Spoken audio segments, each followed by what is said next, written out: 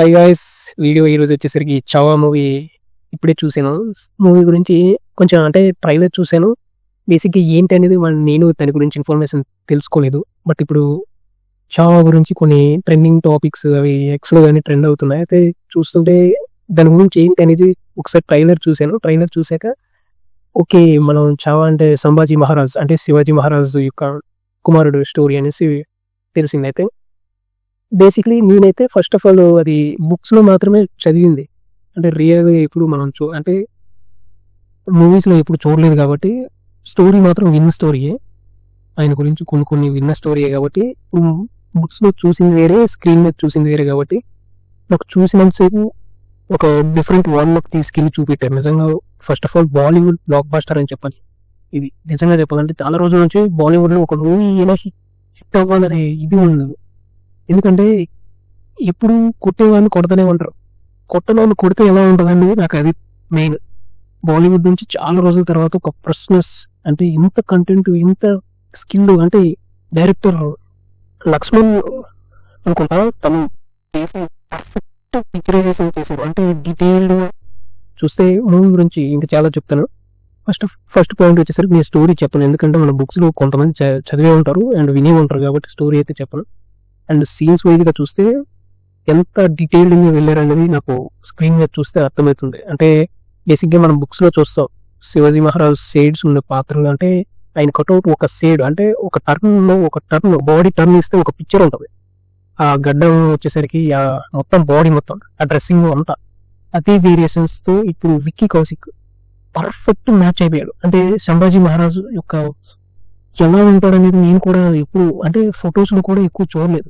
Basically story అయితే విన్నాను, మరాఠీస్ కాబట్టి మరాఠీస్లో ఉంటుంది. అది స్టోరీ మాత్రం హిందీలో, మొత్తం సినిమా మాత్రం హిందీలో ఉంటుంది, సబ్ టైటిల్స్ ఇంగ్లీష్లో ఉంటాయి.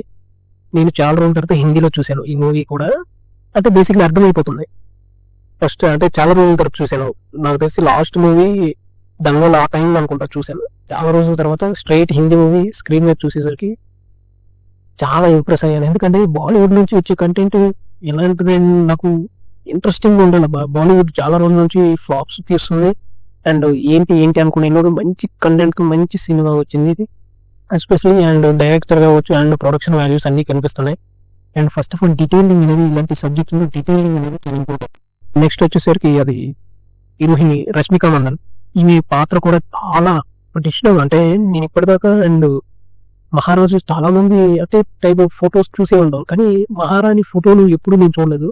ఇప్పుడు విజువల్ గా చూస్తుంటే అబ్బాయి ఇంత ట్రెడిషనల్ గా హిందూస్ అనే ఆ టైంలో ఇంత ట్రెడిషనల్ గా ఉంటారా అనే విధంగా చాలా డీటెయిలింగ్. ఫస్ట్ ఆఫ్ ఆల్ నాకు కూస్ బంప్స్ ఎక్కడంటే అది సింహాసనం ఉంటుంది, మహారాజ్ శివాజీ మహారాజ్.